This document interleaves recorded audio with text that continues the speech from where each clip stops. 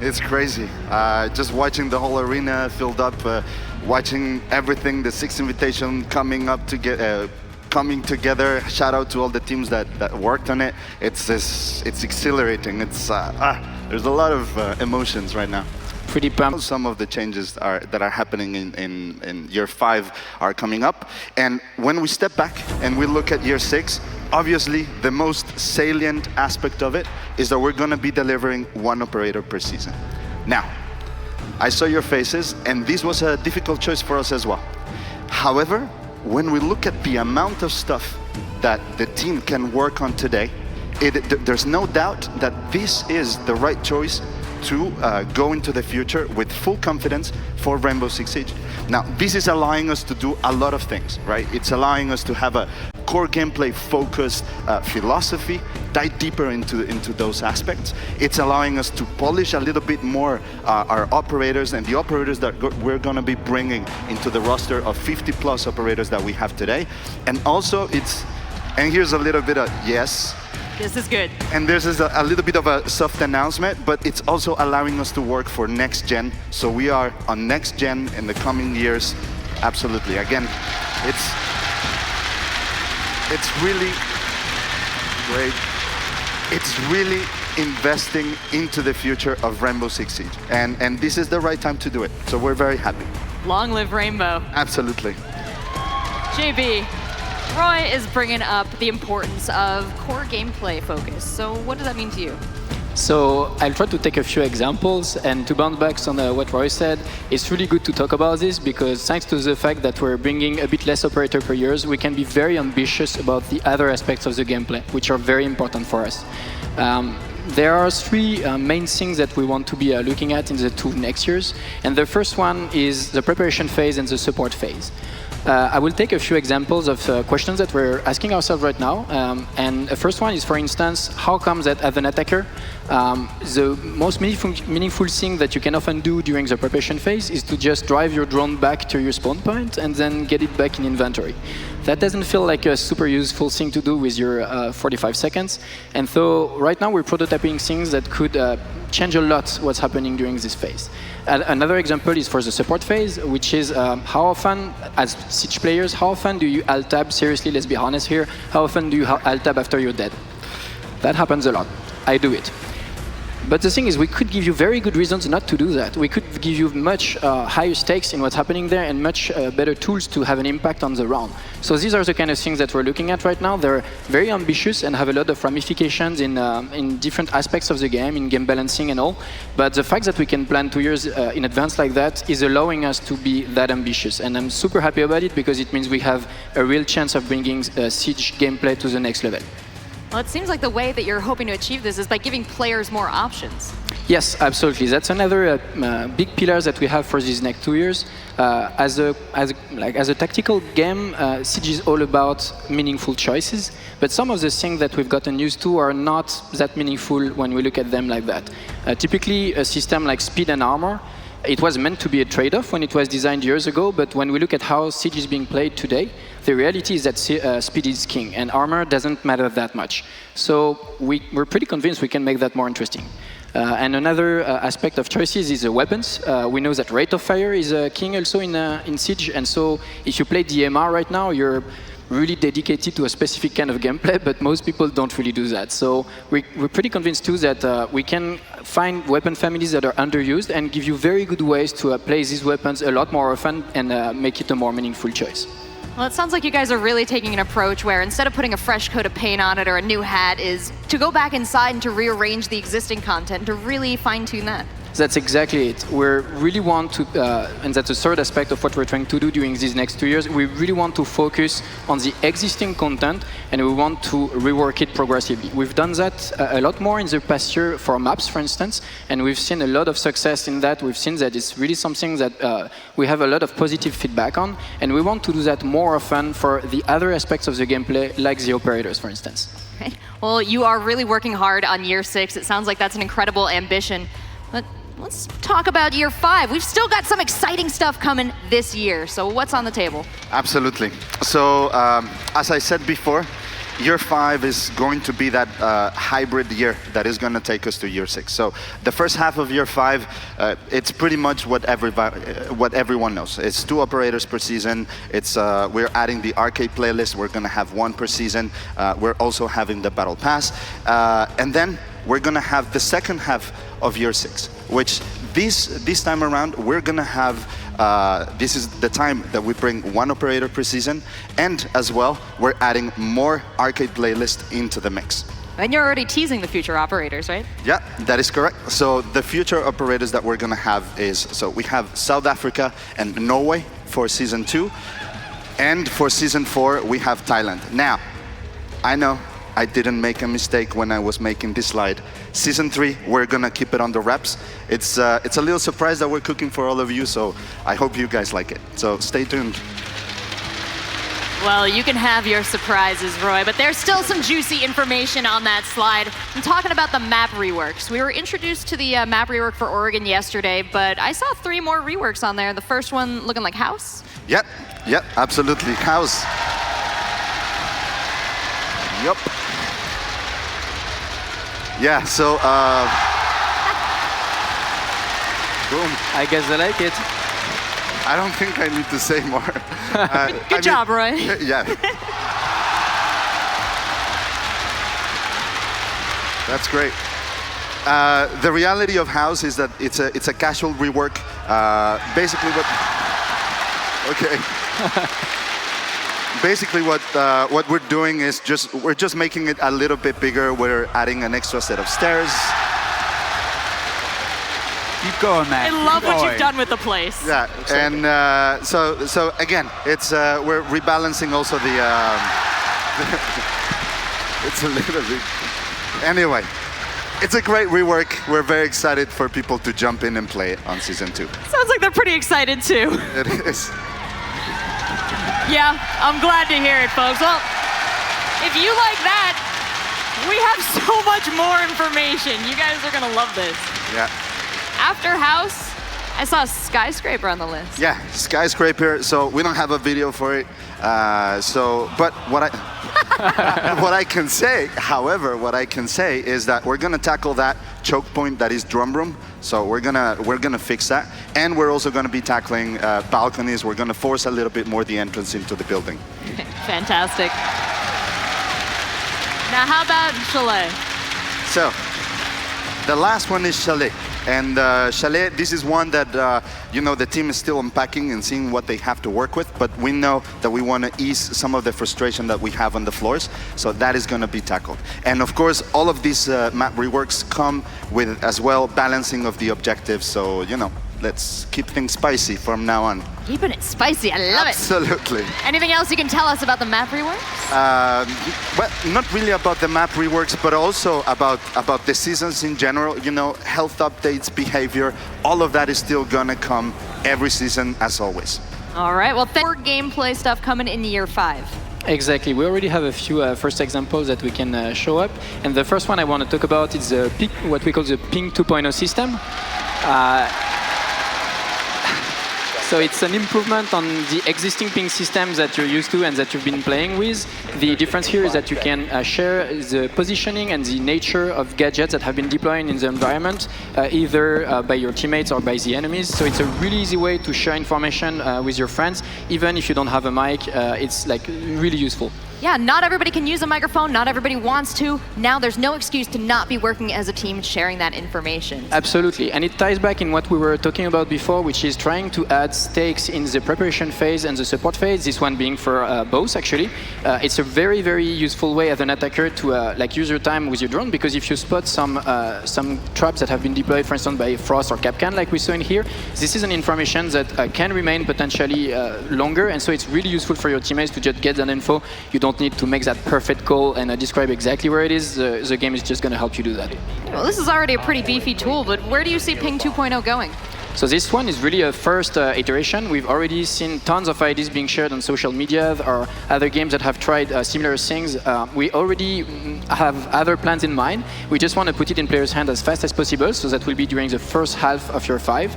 And so expect it on TS pretty soon. And we will base the next iterations just based on your feedbacks. Fantastic. Players, you can get their hands on that soon. And we also have new secondary gadgets coming into the game for the first time in a while. What can we expect? So indeed, I'm very, very happy that we can bring some new gadgets to the mix because in general it's really, really fun. It's always something that impacts more than just one operator, so it's always a positive one. And also we're bringing a really important one this time because we're adding a secondary gadget for attackers that is going to do some hard breaching. Tell me more. So don't be afraid, it's always going to be a weaker version than Thermite, Hibana or Maverick because we want them to remain the king of that domain of the game. But we feel like by adding some hard breaching to the mix in the secondary gadgets, we're going to free up a bit the composition in attacks and allow for more diverse compositions in teams. For instance, if you're attacking a bomb site where you know that your strat only relies on opening one specific hatch, you're going to have the possibility to just not be forced to pick Hibana or Thermite or Maverick. It's a lot more flexibility for attackers there.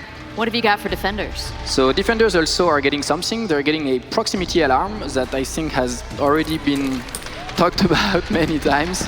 It's coming. Basically, think about the metal detector in bank or a border, but this time defenders have them in their pocket and they can just throw it anywhere, and it's going to be a great flank watcher. Wonderful. And JB, there's another thing we haven't quite touched on yet. Now, this is going to be a big one for competitive players, for casual players, for content creators. What's coming? Indeed, this is a huge, huge thing. I'm talking about match replay.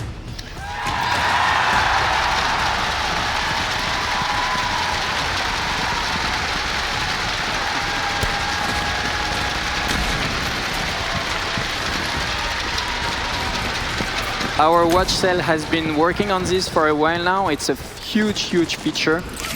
We're only in pre-alpha state so far, but it already has a lot of the core functions that we want in this feature. You're going to be able to record your matches, get back into them, watch it from any point of view, from any player, or even from the top views that you're used to see when you watch Pro League. And we believe that this has a huge, huge potential to bring Siege also to the next level because, like you said, it can be used to create YouTube videos, it can be used to reanalyze your strats when you're playing as a pro player or just as a ranked squad. Like, we absolutely believe in this feature, and you're going to be able to play a first pre-alpha version in the test server during the first half of your 5-2. Wow, so this is coming so soon, and this is such a big tool. Anything else you want to tell us about it? I'm incredibly excited about it, and I really can't wait for you to put your hands on it, because here again, it's something we're going to build with you guys. We will need your presence on TS a lot for this one. Quickly here, but now we're on the topic of Reworks. So, yeah, this is going to be in the a room, tough I guess. You know, JV, you guys said you were never going to do this. We did say that, huh? Yeah, but it looks like you gone and done it. Yeah, we had to. He's too cute.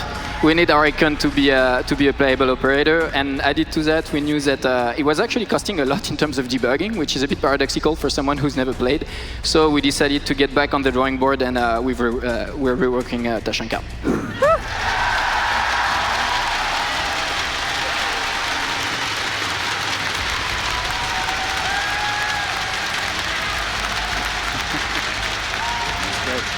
I think we can go home now. I guess. So what are you guys doing to Tashanka?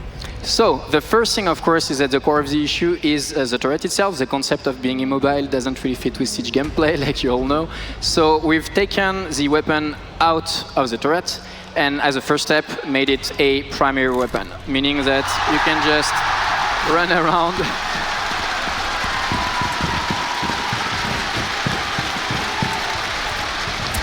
And as you can see here, it has a huge amount of destruction power, so you can just use it for rotations. Like, it's a hell of a weapon now.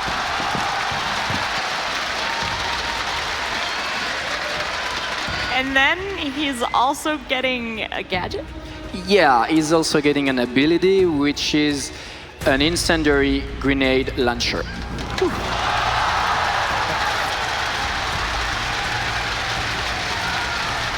And as you can see in game, it's pretty wild.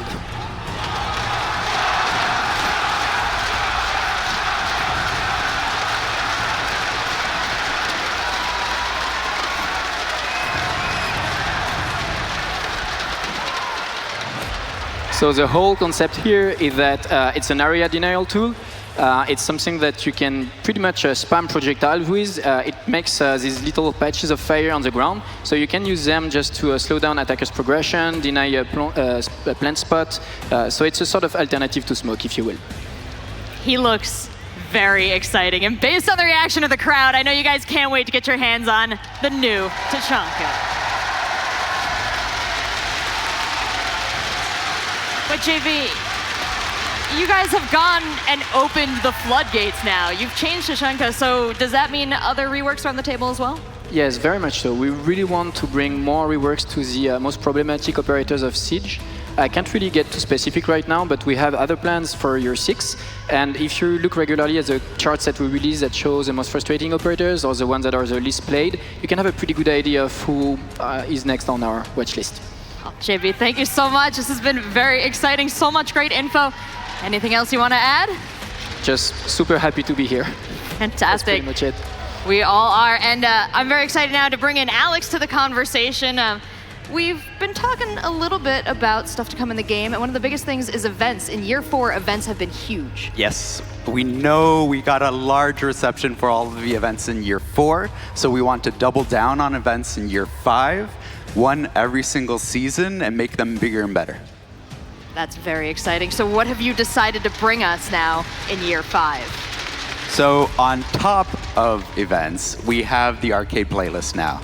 And this is a temporary game mode that'll pop up really short, just for a weekend. And the first one we're talking about is something that's very near and dear to us. We grew up with first-person shooters on the N64, so we're bringing a golden gun mode. That warms the heart, Alex. Now, this is just the start of what's to come for the playlist, right? That's right. So with the arcade playlist, we want to tweak little gameplay elements, introduce something new, and then release more and more of them as the year goes on, and then once we get into year 6. Do you guys have fun watching us play these games? Heck yeah. Everybody's watching Twitch when we're playing and releasing these new things. Well, speaking of changes in playlists, in addition to the arcade playlist, we saw another change coming. This one is a pretty big one. Got a lot of cheers from the crowd. Yeah, so you asked for it. We're bringing map bans to Rainbow Six Siege.